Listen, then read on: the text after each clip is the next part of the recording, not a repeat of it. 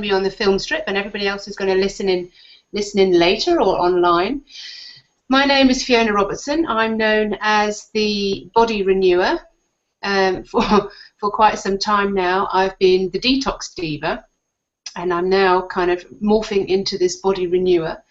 I'm your personal trainer and coach to help you get in touch with your body wisdom, to understand more about what's going on in your body rather than trying to keep to a list of foods and to avoid, and foods to particularly concentrate on and obsess over. So we're here tonight to talk about renewing your relationship with your body rather than having this love-hate relationship, to have a relationship with your body that really works. Your body and your food, that is, they both go very much hand in hand. And that's what we're talking about tonight. And the title of this broadcast is A Life Without Diet. Hi, Jessica. I'm so happy to hear from you all tonight and to have you here and to have this possibility that is really overlooked by many, many professionals in the health arena. Jessica, if you just want to mute your mic, or maybe I can do it for you. Sure. Yep, there we go. That's muted. Just in case, if later on when you want to ask something, then I can demute you. You can take your mute off if you've got a question. But hi. So anyway, I'm here tonight because I really want to sort of let you into some things that I've discovered, that I've been finding out, that a lot of the nutritionists, doctors, people who work in gyms, they're working on a particular aspect, and this side of things that I'm discovering has been completely overlooked or not known about or not being able to be accessed. So that's where we're going to go tonight. During the call, I'm going to be offering you advice that really works. It's working for me and it's working for my clients as well. I'm very, very happy to see the transformation and feel the transformation in myself, as well as see and feel the transformation in my clients, because as I'm coaching, I can actually feel what's going on with you guys as well.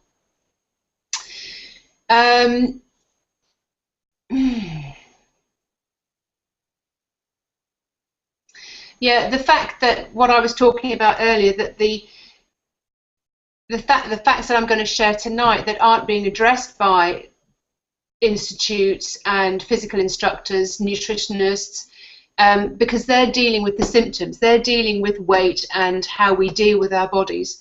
And my job is to find the cause, so not the symptom, but we're actually going to be working on the cause. What I've noticed very much with the clients that I've been dealing with and my clients over the last years is this is a very difficult area to break through for people, because it's a very, very personal relationship that we have with our bodies. It's not something that we often admit our deepest desires to other people. We may complain about our bodies, this is kind of common knowledge, but the relationship and the private relationship is a very private matter with us and our bodies. And to have somebody else work with you on that, I'm completely honoured when we get to a certain level, when we can work together on working on your own relationship with yourself.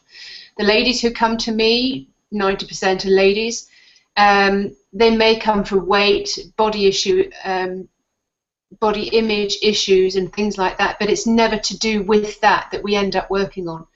It's way more. It's much bigger and it's much more exciting. Okay, so when you're ready to face yourself, and when you're ready to open up to yourself and understand those kind of levels, then that's the real transformational side. So that's what's really, really exciting for me, when somebody decides that they want to do that. Right, okay, so what stopped you so far is often the judgments and the fears, these invisible barriers that we've built up over years and years and years, and they can slowly be brought down. They're unconscious barriers, and what we can do is actually open ourselves up to what is going on the inside. there's something that I can share with you that an awful lot of women are going to understand when I say that the feelings of guilt that we get when we eat in a certain way or we don't eat in a certain way, they are just massive, and it's just not necessary.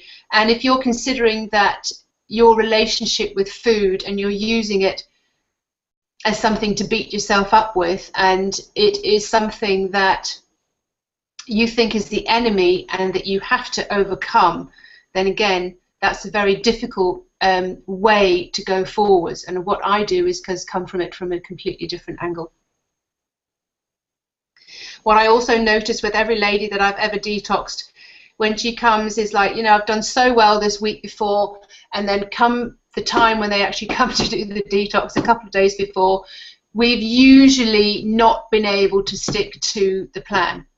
Everybody kind of blows it. Your body knows when you're going to start restricting food and start putting yourself on a diet or start putting yourself on a detox, a fast, something like that, and sometimes it panics and it just kind of goes, oh, I'm not going to have the kind of food that I need and I want, and all the things that are there that I've used to soothe myself and comfort myself. And so often that's when people binge just before they go on a detox, or like some people have, they've completely backed out right at the last minute. I couldn't tell you how many retreats I've done with people ringing and say, oh, I've sprained my ankle, or they've come up with some excuse for not coming. And this kind of self-sabotage that goes on because they really don't want to have to go and face themselves in a different light.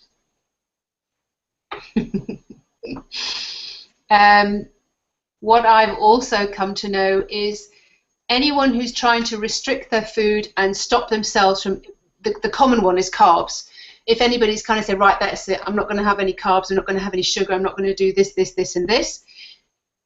If you're going to take something away from somebody, something that they've used to soothe themselves, to calm themselves, they're using this particular food in a way that helps them. It's like a crutch. If you're going to take that food away from somebody and ask somebody to go cold turkey, or you make the decision for yourself, I feel the only thing I can possibly do is remove sugar from my diet. And if that's been your only survival instinct when you've been having stressful days, then I can tell you it's probably one of the worst things you can do to yourself on many different levels. And I'm not saying eventually it's not a good idea to look at how much sugar you eat or you consume, but it comes later. You know, you really have to know your body and know what it is that you can and can't take away. You can't just go and take the sweets from the baby and expect the baby not to cry. So that's one of the things that I'm going to be letting you know a little bit about as well. Yeah, going cold turkey can just be the hardest thing for your body.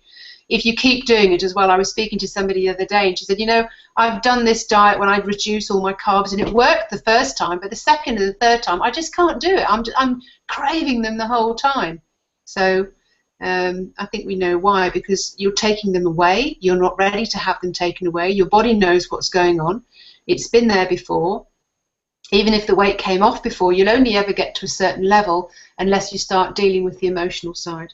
So it's one of the things we get to know about the more we talk to people about how they're going to be dieting. So hence the name of this evening, A Life Without Diets.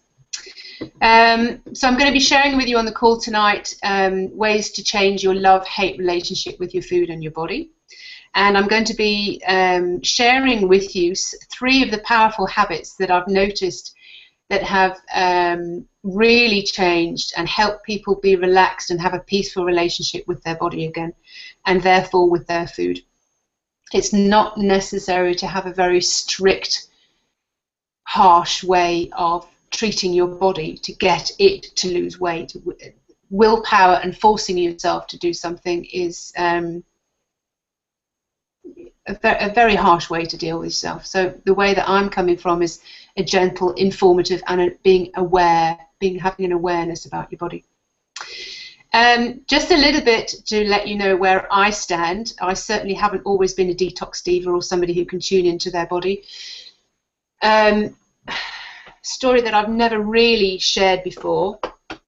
Yes, okay, I've always been looking for the magic button to deal with weight and weight loss and body image. Now, where did all that come from? It came from being brought up and being made aware of diets and having things said, not directly, but having things said like, you don't want to be the fat girl, so be careful what you eat. You know, now is the time to be really careful, otherwise you could end up being the fat girl. And things in that kind of ilk. So immediately you have these images of what you could possibly look like and what could possibly happen. And I can tell you, when I got aware of diets, there was absolutely nothing wrong with my body at all, but it was just having this continual poke, if you like, about be careful, no, don't do this and don't do that, and you could end up being the fat girl. So what happened when I grew up, and of course when you're about 20 you think you are very grown up. I got married when I was about 21, and I got married to this man who continually told me that I was fat. Hi Shalina. Somebody else has joined us tonight. And so in my 20s, because of this continual poking when I was younger, you know, be careful, if you eat that you might get fat, or you will get fat, you'll be the fat girl. So I ended up marrying a man who was very cruel, and he wanted me to be very, very skinny, Kylie Minogue. And so he was continually kind of saying, well, you can't eat that, and you don't eat that, and you don't need to eat tonight. So he was very restrictive on my food and very particular about what I did and didn't eat. So that made me very aware. But something else that happened, because I'm a kind of naughty girl, I kind of ate when he wasn't looking, and certainly ended up buying crisps and things like that, things that you could easily hide and get away with. And that probably brought out my fetish for crisps even more, because I use them as a reward. I use them as something that I deserve. I've worked hard. I'm trying really hard in this marriage. Something's not working. I'm not very happy. So you end up eating something. So that then became my comfort food, but never in front of him. Anyway, that relationship didn't last. A few relationships and things later, I'm learning about myself the whole time, until I get to the point where I am today, and it just gets better and better, that I'm feeling very comfortable in my own body. I can try and force myself to eat raw food and eat this and eat that, and my weight never went below a certain level, even when I was on eating very, very healthy food. And now that I'm completely relaxed with what I eat, my weight hasn't gone up, and I really know how to enjoy my food.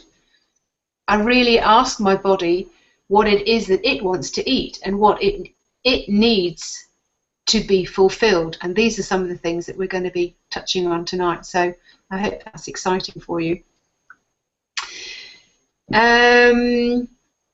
And just to go back again to my my magic comfort food, crisps. I was at a party recently. It was a kids' party, so there were crisps there, and normally I'd be standing by the crisp bowl, kind of munching the whole thing. And I realised that here I was again in the vicinity of crisps where I would normally finish the bowl, and I had a couple, and I was like, no, I don't need any more. So I can be in this kind of buffet environment where they just don't trigger me anymore, because I've worked on myself, and I've found myself to be very acceptable, and I'm very, very proud and very happy with my body. It's you know, given me children, and it works very, very well, and it's a very healthy version of my body at age 50, and I think you can't get better than that. And I really, you know, every year my opinion of myself gets better, and so it's a self-confidence building as well. All right, so just to go over that again, the first turning point for me when I turned away from using certain foods as a comfort was when I really changed my perception of myself and changed my perception of the food that I was eating. And I was starting to take actions that had nothing to do with sticking to a strict diet or sticking to a strict regime. They were the actions that made more difference to me on a nutritional level that had nothing to do with nutrition. They were nutrients. They were my missing nutrients, if you understand what I mean. And we're going to go over those in a minute. So if you've been feeling that you've been struggling and you've been worried about your weight and your body image and your image with yourself, and what often it turns out to be is a woman's boundaries, her self-values, how you perceive yourself, how you think you're judged by others. It's never just to do with the weight and never just to do with the body image. That is the symptom. Excuse me. And it's okay. It's really okay. You've heard a little bit of my story, and you can see that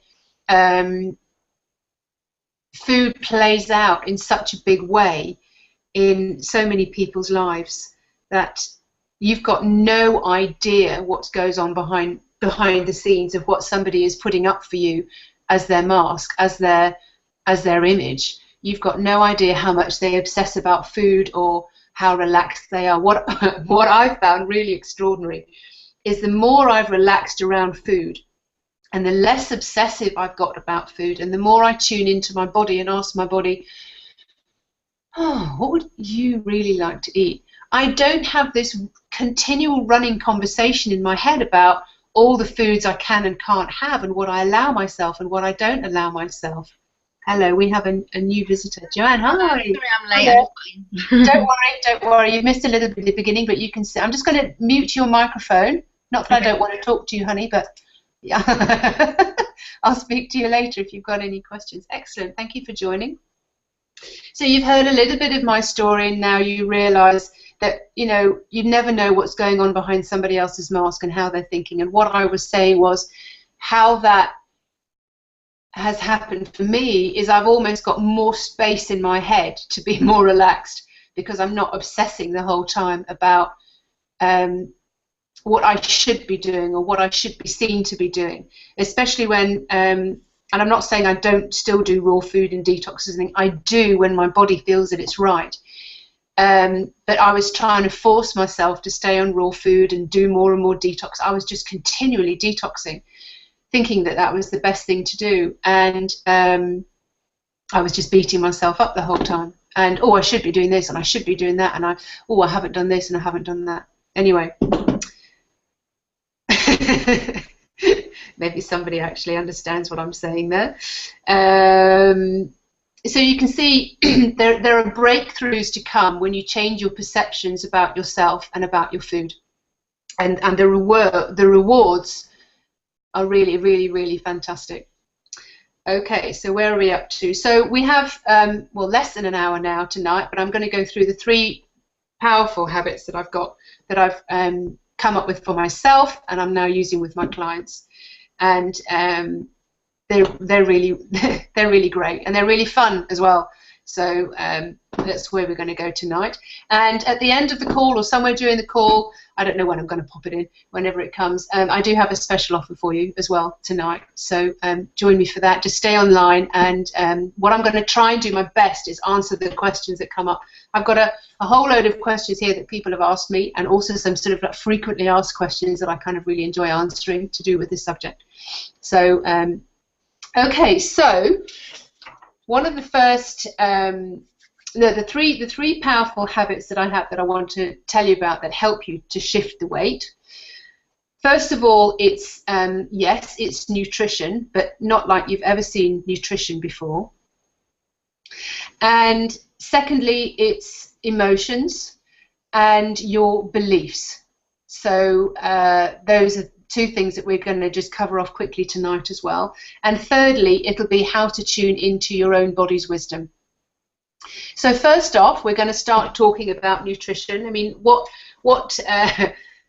who can possibly call their event How to Live a Life Without Diets, without kind of covering off nutrition. But bizarrely enough, it's not to do with the nutrients as far as maybe you're familiar with nutrients, as in superfoods and vitamins and minerals and all those kind of things. I'm talking about the missing nutrients in your life. And the more I do this, the more I realize it's got everything to do with what you eat, and it's at the same time got nothing to do with what you're actually eating.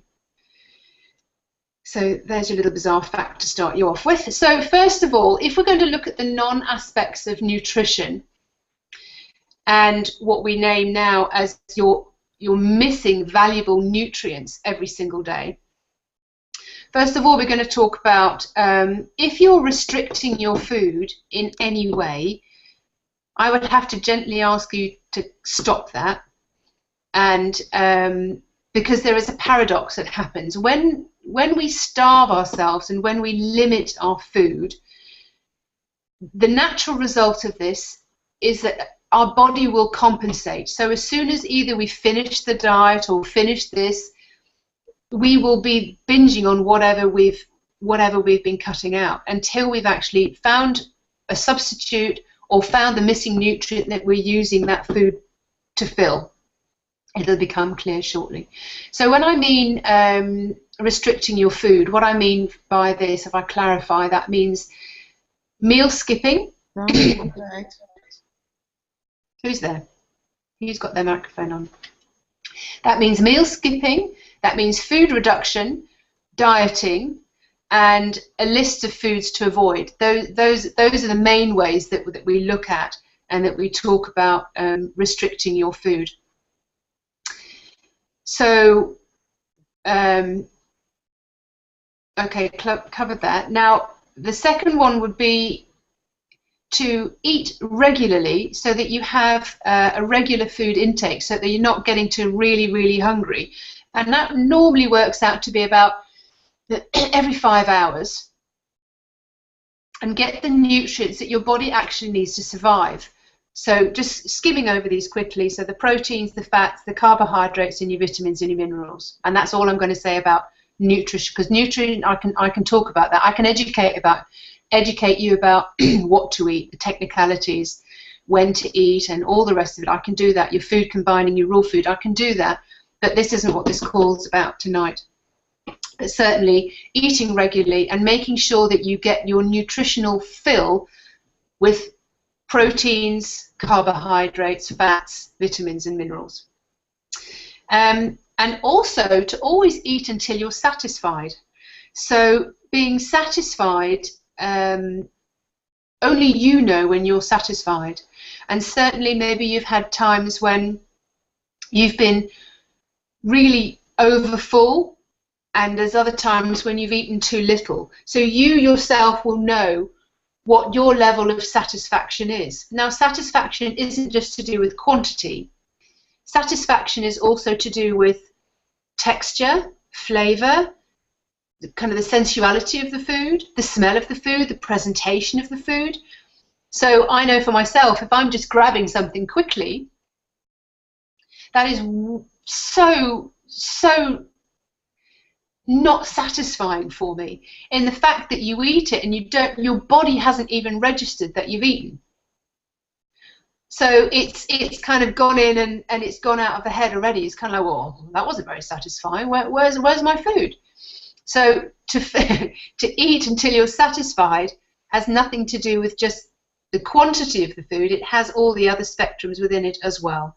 So being very mindful when you're eating and how you're eating. So for the fact that slowing everything down and getting to a point where you honour yourself enough that you've laid the table and you've put your nice plates out and your nice cutlery, and even if it's just for you, precisely if it's just for you, and really get to enjoy your food.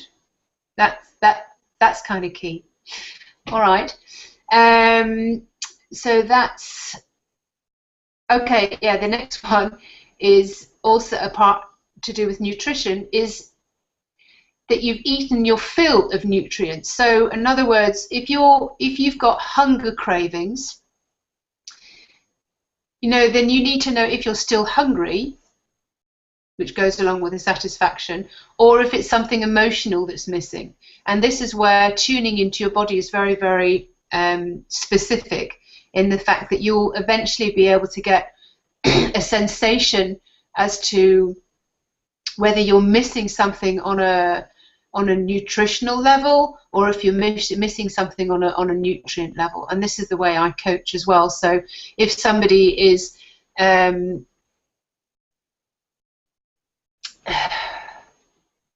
lacking certain things in their day and using food to sort of as a substitute, then those things come out. And this is what we explore, and we have the experience with what that would actually feel like. And I take somebody through what that feels like to have that sensation, and then it's not necessary to use your old habits to try and fill that sensation by using food. In other words, what we call emotional eating or comfort eating. Frog in the throat. To continue on the nutritional part, I'm just going to say these off very, very quickly, but you'll get the essence of them. I've also done my essential 7 top tips. So nutritionally, obviously we need hydration, and my favorite topic is fiber, soluble and insoluble fiber. The nutrition, which we've mentioned before, so the basics of your protein, your carbohydrates, your fats, vitamins and minerals. One nutrient that we don't often talk about, and it's completely outside the box for most people, but not for me, is pleasure. So it's essential that you can digest your food and not be stressed when you're eating it, to have pleasure with what's on your plate and what you're about to eat. Okay, so that's a missing nutrient. Commitment to yourself. So what I mean by that, commitment to yourself, is creating boundaries for yourself, so you actually know what it is that you like and what you don't like, not just food-wise, but how you like to eat, where you like to eat, how you like to treat yourself. So you're starting to value yourself in a different way. And you know how to de-stress yourself. You know how to get proper rest. For example, if you're going to bed at 10 in the evening, and then you know that you're giving yourself, you're committing to yourself, this is how I like to treat myself. And then you're setting your own boundaries, and you've got a little pact going on. You've committed. Oxygen, a main nutrient, and I'm not talking about exercise. I'm not talking about running down the street and pounding the pavement and running until you drop. What I'm talking about when I say oxygen is finding movement, but finding movement that really works for you. So for myself, yeah, I can go for a walk with that, for the dog, that's fine. But I really enjoy dancing, so I can find some music and I can dance to music. And if I'm not going to my yoga class, where I think stretching is really important, because we've all got meridians that run all the way down our body, and all these meridians are all tapped into every single organ that we've got. So as we're breathing in more oxygen and moving our bodies around in certain ways, so we are bringing oxygen to our organs, which is helping sort of detox the body at the same time. So oxygen is really, really important, but most of us don't exercise in a way that we enjoy. So for example, you think, oh brilliant, I'm going to go and do some exercise. For example, some people do, great, but for me it wouldn't be pounding the pavement or doing anything like that. It may be going for a horse ride because I really enjoy adventure, or yeah, doing some dancing or something like that. But finding a movement that really works for you is essential, and having fun with it. All right, and the last one again, which would be communication, and that's to tune in with yourself, to have a union with yourself between your head and your body, so that you know for yourself what it is that you need. And it's not that if you listen to your body, you're not going to listen to your head anymore, and if you listen to your head, you're not going to listen to your body anymore. It's a union, it's a marriage, so that you'll be able to use both very, very intelligent sources, and using these as your guidance system, and they will both work together. And when I do my coaching, I get you to have a conversation between your head and your body. And it's really bizarre what kind of comes up. It is like a conversation that you have with a loved one or with your partner. You know, well, you haven't been listening to you. Well, you always take control. And so this conversation goes on. And it's your head talking to your body and your body talking to your head. And it's just getting the two of them to communicate on a much better level that's really going to work for you. They've both taken the pact to completely look after you and look after you in every single way that they possibly can. And because of the society that we live in, the head has presumed control. But the guts and the information that's coming from your body is just as valuable and has got so much information that it can share with you. So when you have this kind of conversation, and if you do it regularly enough, you begin to work as a team. You can tune in and you can check out. You can check out with your head if you think that's correct or not, if that's going to work. There you go. That's a bit different, isn't it? All right. So the second of these three powerful key habits that I want to help you shift your weight with is emotion and your emotional self and your beliefs. And your health is very much affected by your emotions, and your emotions are very much affected by your diet and the stress in your life. And one of the main things I always talk about is stress. When I was being brought up, and up until probably fairly recently, I should say, I realized that I really didn't have much contact with my emotions. My ability to tap into my emotions was fairly low. And what I've discovered since is that I have felt the inadequate in my translation of what my emotions were telling me. So your emotions come from your body. It's your guidance system, and it's how they communicate with you. And being brought up the way I was, it was kind of like your emotions are a sign of weakness there. We're not going to look at them. We're not going to deal with them. So to open up to my emotions and come to sort of understand them and name them and translate them has been a huge journey for me, but very, very, very rewarding. So that's an interesting one. And when you talk about your emotions and the way, what I'm discovering is then not just the emotion, the name of the emotion, but actually how it feels in the body and how it makes you react within the body, so that you become very aware of what's going on and what's going around you, and to continually check with yourself at any time during the day how you're feeling. I had an experience recently, when I say recently, about a year ago, when I was getting involved with checking into my emotions. I was standing in the line in the post office, and I thought, oh well, I'm waiting. I'm got two people in front of me, so I'll just check in. So I checked into my emotion. I thought, okay, so how am I feeling? Ooh, wow, that feels like stress to me. Okay, so if it's stress, how much is that stress? How much is it? Am I going to gauge this stress? And it was at a 9, and I was standing in the queue in the post office. And what I've realised since, by having another coach that I was dealing with, she was also helping me realise how vigilant I'd always been in my whole life, just very, very vigilant about watching out what was happening, who was doing what, and everything. So it's made me a very sensitive kind of person, which is great because I can feel what other people are feeling. But for me, it was a very stressed place to be. And being called extra sensitive and things like that didn't really help. But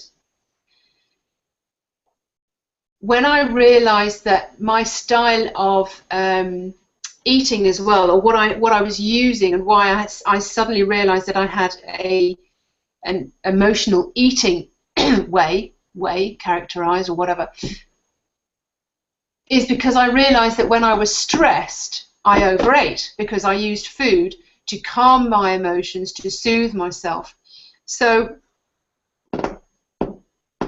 I think when you realise how you act and how you react out in the world, you can then begin to understand why you do what you do.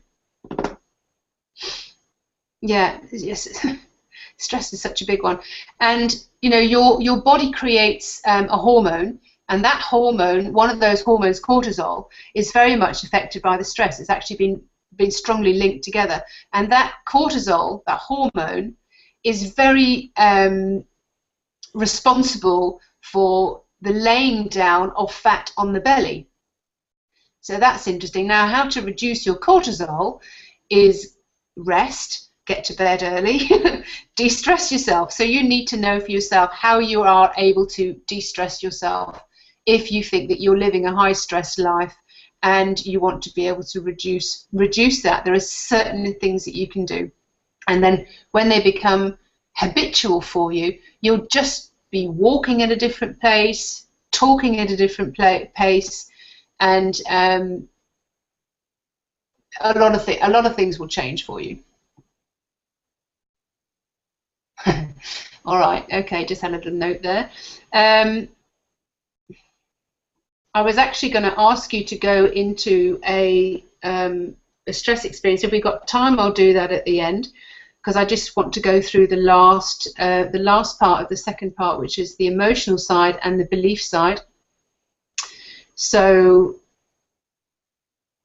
sorry, I was just distracted then. That happens.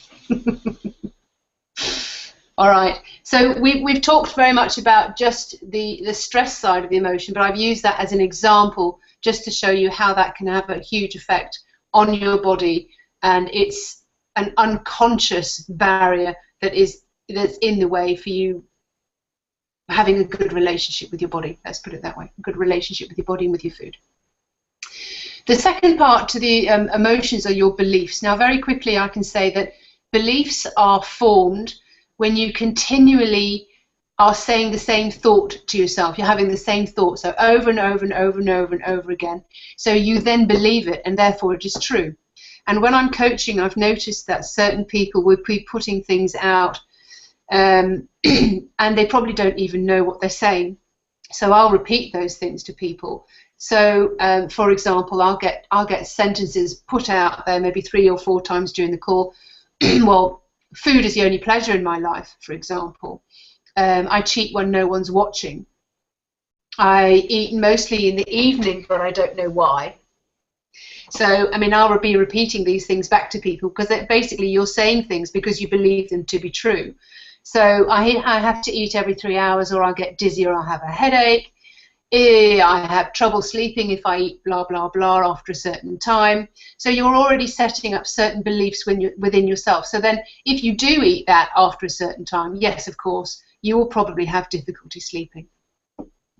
I only eat food that's organic, or even if it's organic, you don't know if it's truly organic because you can't trust everybody. So I mean, these are they're just signals to me about what's going on inside somebody. So that's how I would deal with my coaching session with somebody, is I would pick them up on those kind of things so that they're aware of what their sabotaging beliefs could possibly be, and then we talk about those.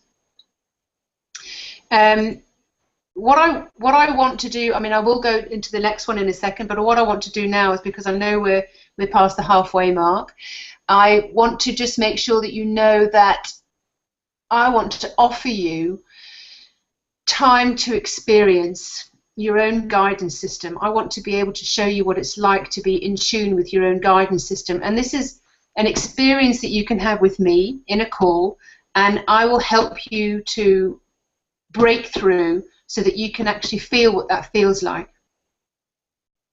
So contact me, leave me a message, get onto my website, leave me a message, send me an email, and I invite you to have a call with me, a free call with me, so that you can actually feel what that feels like, because I was going to do it in the call tonight, but I would like to offer this to you because I just think it's so valuable, and it's so kind of cool and fun when you can do it. So do that. Okay, the third powerful habit that I'm going to go into, and then I'm going to answer some questions, is what I've been talking about most of the evening, which is actually tuning in to your body, tuning in for yourself. Only you know what goes on inside your body. No doctor or a nutritionalist or Weight Watchers or whatever know what triggers you. They can tell you all the technicalities and the education that they're offering, but they can't get in to find out what makes you tick. So this is where tuning in is so important. And I think as we're all evolving now, what was right for us 10 years ago diet-wise isn't necessarily right for us now diet-wise. And to try and stick to a diet and be very harsh with ourselves, I don't think it's working for anybody that you can see that's on a diet. So what I'm going to do now is I'm just going to tell you some of the things that I do and that I help my clients with so that they know how to begin to tune in. This is something that I'm very passionate about. So finding a very still place and finding a very quiet place when you can actually tune into how things feel in your body. And then it's taking time in your day to actually relax, to slow down, and to have some of the self-inquiry questions that you have. Oh, I didn't realize I felt like that, or this feels a little bit off, or my body's feeling like this. One, tune into your emotions. And then also be very aware of the noises around you, the smells around you, the colors that you can see. This is all mindfulness training, and it's great because it just gets you to sort of be very aware of where you are right in this very moment. And I think when you're doing something like that, and certainly when I've been with people who are singing or dancing or something like that, it's just absolutely impossible to have all the mad questioning going on and all the notes and things that you make in your head. It's just absolutely impossible to have all those things going on in your head when you're doing something joyful. So one of the main things is to be joyful, and certainly to have and maintain a positive attitude as much as you can, as well as practicing time to relax, being very aware of what's going on around you, what you can see and smell and taste and touch, and certainly having those very quiet moments. For myself, I find myself most relaxed, certainly gardening, out in nature, walking, meditation, after dancing, something like that. And the way that you can have that wonderful, peaceful experience. And I now have created a safe place for myself because I've had such a having to be so vigilant and such a stressful way of reacting to the world. I now have this very peaceful place that I can go, and I use it an awful lot when we have family dinners and things like that, when there's just so much going on. I realize that I just have to sometimes step back, find where I'm peaceful, and don't take on any of the energy of anyone else who's around the table. Because if I do, I find myself overeating and eating in a way that just it really doesn't suit me. So it's just being very, very aware of how you feel at every time. So that's what tuning in is all about. And like I said, I've invited you to join me on a free call so that we can actually do that. And it'll give you some clarity, and it'll give you an idea of what it is that you want. And that's what that's all about. Let me just make sure that I didn't have anything else that I wanted to add on there. No, I think I've covered everything there. So those are the three powerful habits that I've found. So nutrition, not really much to do about food. Emotions and beliefs, and tuning in. Those are the three biggest ways that I've found helping people change their perceptions about what they eat and therefore with their bodies. Everybody's still here. Cool. Okay, I've had some questions sent in to me, and I also found a couple of questions that were along the same lines that I'd had before as frequently asked questions. So, in a life without diets, This is a question that I got sent. Very honestly, she says, I get cravings and I can't stop munching on chocolates, biscuits. Then I even tried swapping them for rice cakes, but it was useless. I just didn't like them. I notice that when I'm sad, I overeat, and when I'm happy, I also overeat. What can I do? Quite a normal question, I think. And again, I'm just going to reiterate what I said earlier. If we're using a food, if we found a food that particularly works for us, if we're trying to soothe and calm ourselves, if we're trying to get relief from the pressures, the stresses and strains of the day and the environments and the relationships that we're in, our work environment, if we found a food that helps us through that, then it's there to help us relieve the situation and give us some relief in the day. To take that food away and not allow ourselves to have it when we haven't found another way of soothing ourselves is going to backfire. So this is what's happened here. She didn't really like the rice cakes, but it's not to do with the food. So what I would suggest to her is, if I was coaching her, I would really want to know how she felt in certain situations. Before we try and replace her habitual food, which is obviously going to be helping her gain weight, then I would want to just find out a little bit more about her. I would just try and discuss her stress levels and find out what was actually going on in her life. You can see that whenever I get a question, there's no set answer for it, so it's very intuitive with the situation and the person that I'm talking to. So, and I would actually try and feel what was going on for them. Rather than telling them what I felt, I would try and guide them to that they actually ended up knowing that answer for themselves or discovering that answer for themselves. You can't just take something away if somebody's been using it for years and years and years. You have to find another way to allow them to feel good about themselves before you can take that food away. Anyway.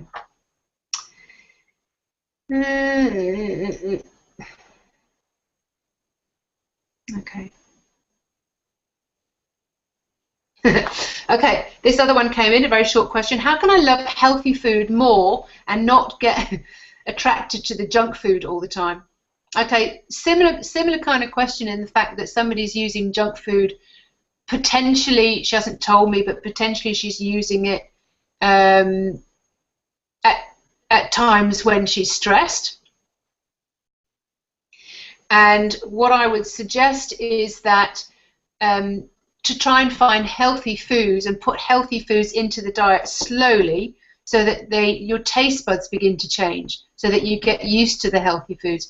Did you know that when you do a detox or a fast or something like that, it only takes 3 days to break a physical addiction?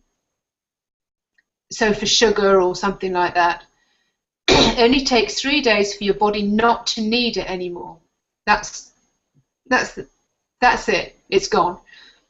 But that's not the emotional side of it. So you can get rid of the sugar craving within 3 days, but the emotional need for the sugar is something completely different.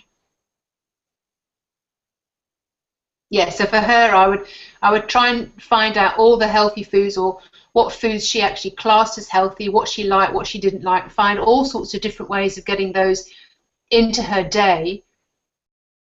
And the more you put in on the top that you really, really enjoy, the ones that you were addicted to previously, they start eventually falling off the bottom. It's like this spiral that goes on. The more good ones you put in on the top, and you start to really enjoy those, the textures, the flavors, and how they make you feel, then the old habitual ones aren't quite so necessary anymore. Okay, let's see what other question we've got.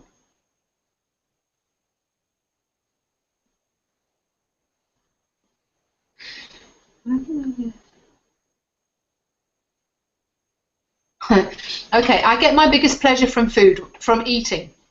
I think about food all the time, it seems. I think, oh, when can I eat again? When can I eat again? How can I lose weight if I need to eat so much? I would say probably also often. Maybe it's not just so much, but it's just often. And do you need to eat that often, or what's going on in your life that that you feel that eating is the only way to deal with it? So I would like to know more about the daily circumstances, the daily routine, what's going on for this person in their day, and listen and tune into what is really happening, whether they're stressed or whether they're anxious, and to see if that then is resulting in them eating more and more and more, and why they're obsessing about food. If it is their biggest pleasure, then I would certainly I would do a spring clean. I call a spring clean on pleasure. I would get them for 15-20 minutes, just tell me everything that they had on pleasure. What do you have on pleasure? I would just keep repeating myself, what do you have on pleasure, until you get every single last ounce out to find out what that person has on pleasure. I do this quite a lot with people to do with fun. And then when people say, I had no idea, I no idea I didn't have so much fun in my life, I'm going to have to rectify that. So yeah, you are. I read an article just this week, and it was the psychology of play. And this has been such a thing I would love to do. I would love to have, you know, those kids' playgrounds that you have, but I want to have them for adults. So ballparks and swings and all those kind of things. I mean, we just don't play enough. And it stated that women in particular, because we're so heavy on responsibility and being sensible and achieving and proving ourselves, that we just don't find play.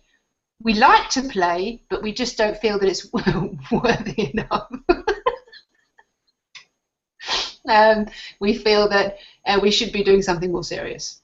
Whereas men don't find a problem with playing. So it's something I'd really, really like to rectify. And certainly whenever I'm coaching anyone, the subject eventually comes up. If not at the beginning, then certainly halfway through, then I think, right, I've really got to get them to do a spring clean on fun. But I would get this lady to do a spring clean on pleasure. Where does she get her pleasure from?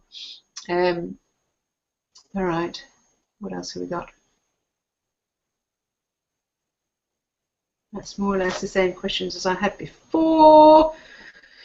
I want to find healthy food as attractive as my traditional favourites. How can I do that? Yeah, same question as before. Okay. Okay. I've dieted all my life. I go on one diet and have success to a point, and then I stop and relax and go crazy. What can you suggest?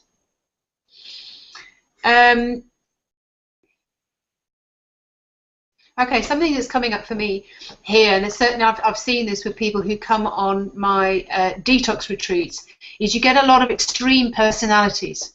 And it's very interesting to know the kind of personality that you're dealing with. Because if you've got an extreme personality, so she's dieted all her life, and she gets success, but then she stops, relax, and she uses the word crazy. So I'm just picking up from that question that she's kind of an all or nothing kind of girl, that she likes to do things maybe short term. So detoxes probably work very well for her. My kind of detox retreat would work very well for her, in that she would come and do a detox that would last for a certain length of time, and then she could do whatever she wanted. So this whole extreme personality, they also want the detoxes to be I don't want to use the word painful, but extreme. They want to see results, and they want it to be harsh. They want to know that something's really happening. They don't like it if the detox just glides and they get past easily, and they don't suffer. Suffer, that's the word. If they don't suffer, they don't particularly like it. But I would imagine that she could never, this kind of girl could never imagine being on a long-term diet, because for her that would be dull. And if you know the character, then you can certainly help them work out the best way for them to approach their relationship with their food and their body. I hope that answers her question. That was a fun one.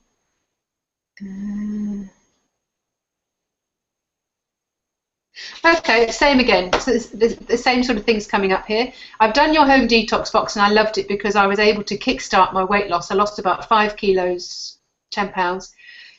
I really felt that I was happy, and it lasts for several months, and then it piles back on again. What can I do?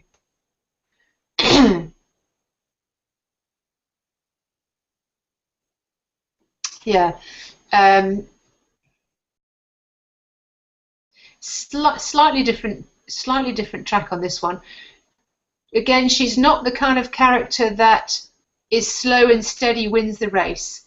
She definitely is somebody who wants a hilly terrain. You know, she wants the flow of life. So she possibly couldn't stay on a diet for long term, but it does have. She gets the results for quite a long time, but obviously if she wants to go back to what she normally does. So probably detox does work quite well for this one as well. But again, I'd want to know more about the character, and I'd want to know more about how she looks at her day. Again, you can't force somebody to go down a particular route if that's not their character, and that's what I mean about once you know your character, your eating style, or what kind of personality you are. Because certainly what I found is, this is interesting. So if you are a very focused, very determined, very I don't know, say ambitious person, it's likely that you eat in the same kind of way. It's not that you're going to be all flibbity-gibbet and oh I don't know and whimsy and I don't know what's in the fridge. Oh, I didn't get anything. That's not going to be your personality. Your personality basically will go through everything that you do. So how you eat, how you are in work, and how you are in your relationships. And there are certain characters that certain things work better with. So hopefully that's answered her question as well. Oh, we've only got a couple of minutes. Does anybody here on the film strip want to ask me a question? Nothing too hard, I hope. Does anybody here have something, or do you want me to just keep answering the questions that I've got here and see whether your one comes up? We've got a couple of minutes left, or we can overrun. Put your hand up if you want to talk. Okay. Hang on. Muted. Okay, what's your question? Are you still muted? Have I not muted you? Maybe you need to do it. Did you do it? Did you mute yourself? Is that it? So okay. Okay. Hi. Hi. My difficulty is after a day hard work, eating healthy, no problem at all. I come home and have to make dinner, and I'm already hungry. So I'm going to snack between making my meal and eating my meal. Yeah. So you're eating when you're making your meal, and then you sit down and you're not hungry anymore. Not really, but I'm finishing my plate. Yeah, but you're still finishing, yeah, because you've made it. Yeah. Another difficulty is my boyfriend loves crisps and that kind of things, and I want to break that habit, but he still wants it in the house and wants it when he feel like it.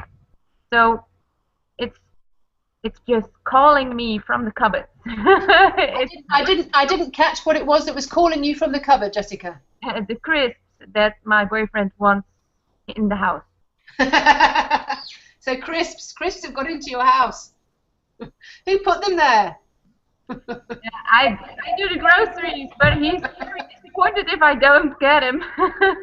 All right, so you buy them for him, but you end up eating them. Yes. So you're eating the crisps when you're making a healthy dinner. Sometimes, yeah. Sometimes I eat something else, but So that's your kind of aperitif then? sorry?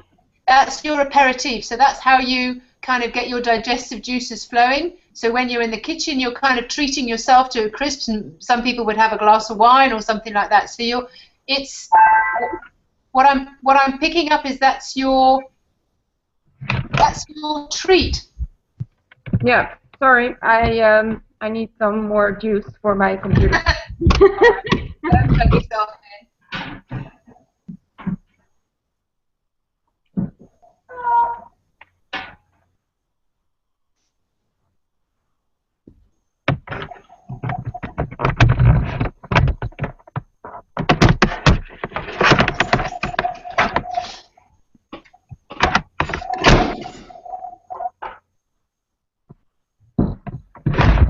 Are you there? Yep. Back. Okay. So did you hear what I said? Can you repeat it again for me? Yeah, I was picking up that that's your treat. So when you come home, you're practically straight in the kitchen and you're making dinner. Yeah. So you're hungry when you come home. Yeah. So, but I'm also picking up that that's a treat. You know, it's the end of the day and it's time to relax, and I need a treat. Would that be true? Yeah, and I'm thinking, well, I'm cooking. It's taking too long. I'm hungry now. What time do you eat lunch, and what time do you eat dinner? Well, that's a problem because there's not really a time. Dinner is mostly late, mostly between 7 and 8. Yeah, okay. What about if you had something?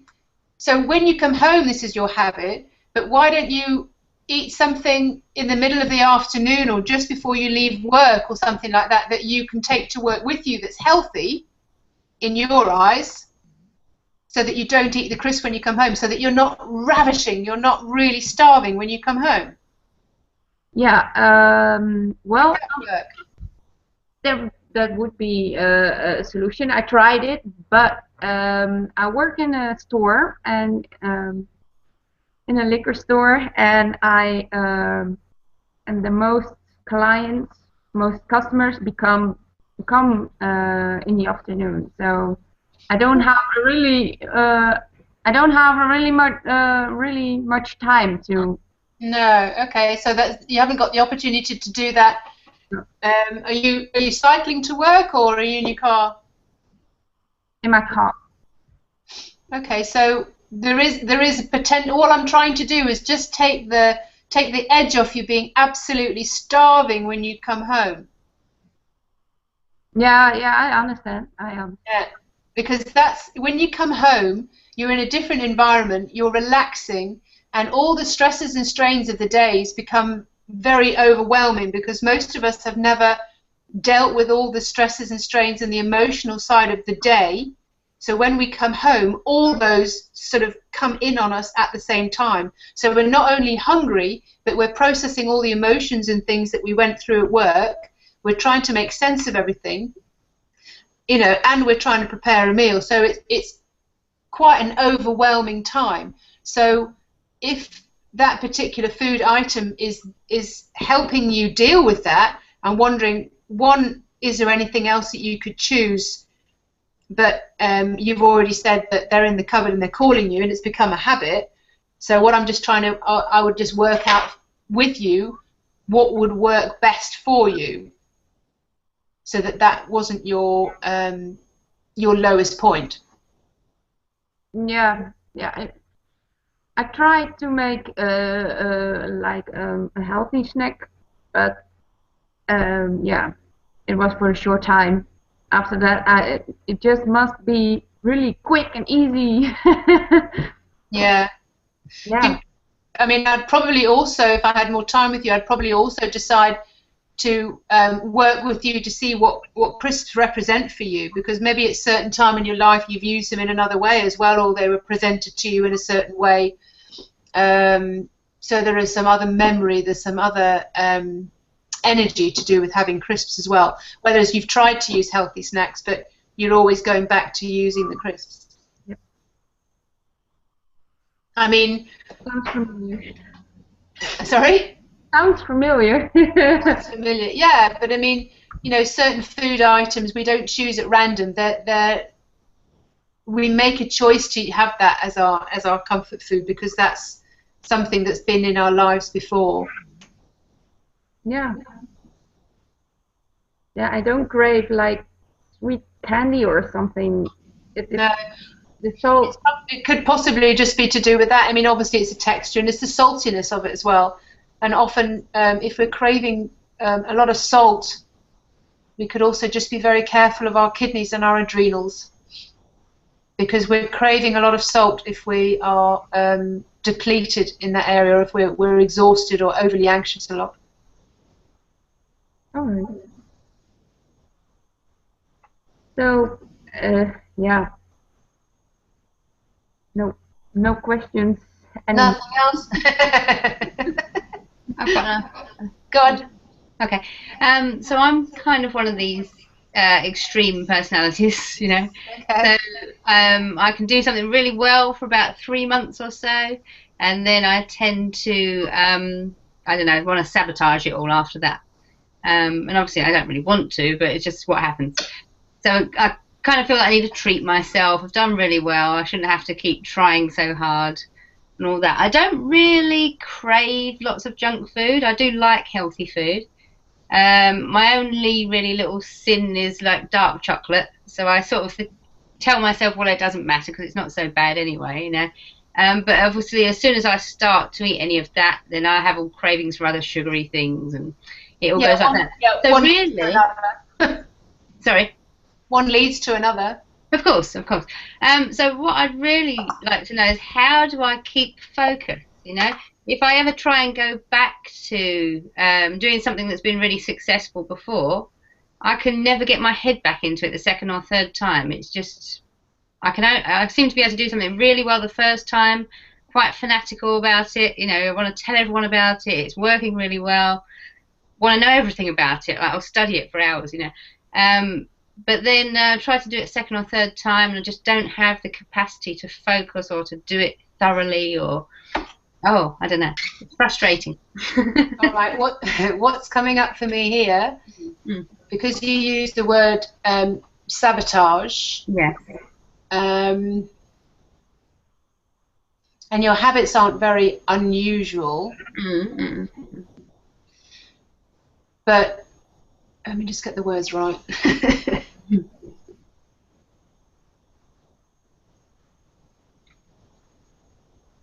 Yeah, it's probably something that you don't want to deal with right now, but you've made a decision at some point that it's safer to be this way than the other way. Do you know what I mean when I say that? It's safer to keep the weight on, for example. Yeah, maybe. I don't know why though. I've never wanted to be. You won't. It'll be an unconscious belief. It'll be an unconscious something that's going on in the background. Right. It'll be to do with instances or stories or something you've heard and something that you believe. But you can only get to a certain point by trying to change what you eat. So and if you want to go any further than that, you've really got to work on deeper issues. Okay. And that's great. And it's great that you're here, and it's great that because it shows that you're open to doing that. And it would be to provide a place for you where you felt safe, where you could inquire for yourself where those levels are and how you're going to start revealing them. Okay. And it's a really fun journey, actually, because I'm on it. I'm still on it. I'm still peeling back the layers, and it's just wow. I didn't know that about myself. And then you're going to go, well, I mean, yeah, of course. And you say you're this extreme personality as well. So yes, you can be very forceful. You're kind of very dogmatic, and you can certainly do those things, but they're not bringing you the same results. So at some point, you've almost got, like when you talk about people earning money, they've got a glass ceiling. Something similar. Right. Okay. Does that make sense? It does. I mean, I've just sort of thought that maybe I'm just not someone that can do things long term, because I often let things go halfway through. Well, maybe you're not, but I mean, if you change your perceptions and if you change your beliefs and how you feel about things, then those can change. It doesn't mean that it has to be dull, and it doesn't mean you have to do it forever. It can still mean you can party or do whatever, but it's just changing the perceptions and inquiring from, all the things that you were telling me before, they were head based. Right. The way that you've approached losing weight before, so then you go, well, yeah, I've had a little bit of chocolate. Once I have that one, I have no more. But these are head-based things, and when you come from the body side, you'll have a different perspective of things. Right. Does that make sense? Yeah. Great. Thank you. Thank you very much for your question. I've got one here. I was wondering if you have any suggestion to keep on the right path during PMS. Or 10 days before. What is it? Chocolate? Is it chocolate? Talk to me. Yeah. PMS and hi, you're there. Yeah. So is it particularly chocolate that is driving you crazy? But it's mainly gluten pasta. Say again? Gluten pasta. Oh, yeah, okay, and pasta and things like that. So all the carbs, so all the heavy sugary things. Yeah. Okay. Yeah, I mean, your hormones are going rife at those particular times, and I'm taking it from a different perspective. But I mean, when you are menopausal or perimenopausal, all these things kind of go out the window, and you get stressed, and you do things you don't normally do.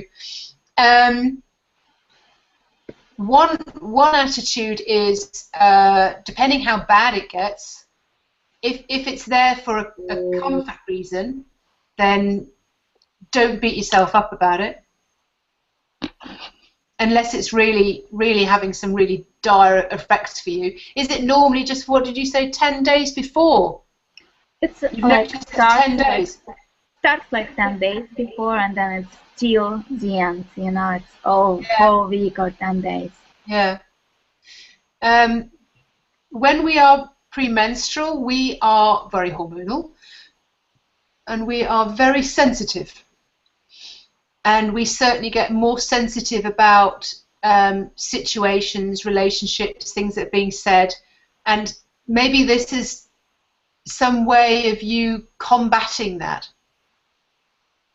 I certainly used to notice that it was like a few days before or a few days after, and then it became, just on the days or the few days before, just extremely sensitive. And you just kind of go, wow, why am I eating chocolate? I never eat chocolate. I can go all month without eating chocolate, and then, 1 month you'd eat more chocolate than another. And I just decided to, just to be okay with it. I chose raw chocolate. I made my own chocolates. That's how I did it. I made raw chocolate, and I thought, well, it's okay. It's something that the body's needing. It could be that it needs more magnesium. A lot of people say that when you're premenstrual and things like that, you need more magnesium. So that's certainly something that's coming from chocolate a lot. And chocolate gives the it's the love drug. It makes us feel very loved. So maybe there's something there as well. And the pasta, well, that's sugar. Yeah, I don't have problem with chocolate. But the pasta, yeah. Mostly the pasta. Yeah. So you say just enjoy pasta during PMS? There are different grades of pasta. I mean, I wouldn't want to force you to change something before you're ready to change it. So I would need to discover what you think the alternatives could be, what you feel you were able to do, and if it's the same every month, And what are the adverse effects for you having the pasta? So what's the problem with you having pasta? I just know, I have information that gluten is not good for us. All right, so it's because it's gluten, it doesn't suit you. Mm-hmm. Okay. So what I would also do there with you would be try and get you to tune into your body and ask your body what does it really, really want at those particular times. Mm-hmm. Is there anything else other than that particular kind of pasta? Could it work with something else and not just that kind of pasta? Normally, there are gluten. Sorry? Yeah, normally I eat more than usual during the PMS period. Yeah. But pasta, because it's a lot, I just, it's compensated a lot, Yeah. I want more. Yeah. It's a very comforting food, pasta. The texture of it and the warmth and the sauce of it as well.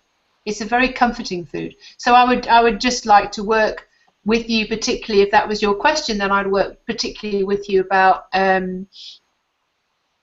what your body would particularly want and what other alternatives you had and why that is so attractive to you at that particular time.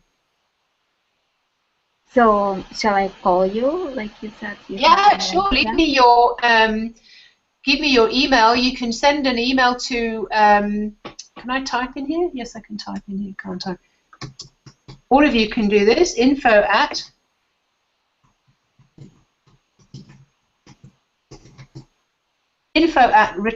Have I spelled that right? retreatbiarritz.com.